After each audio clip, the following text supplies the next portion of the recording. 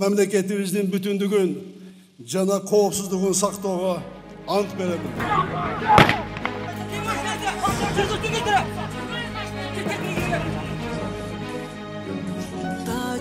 Gomez seksalü bir adamga жұқтырса біздің ұтышымыз ушул болот. Мен ешқандай лечение алғаным жоқ, ешқандай дары ішкенім жоқ. Korrupsiya mene men tazamına men güreşerim.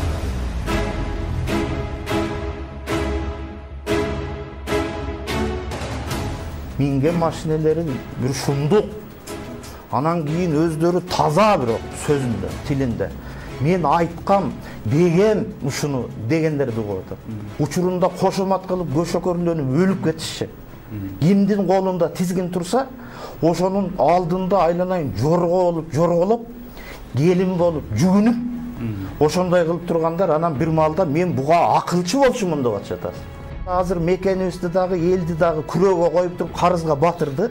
Эми мунун кутулушу жөнүндөгү жолду издеген жок, чөнтөктөргө урулду.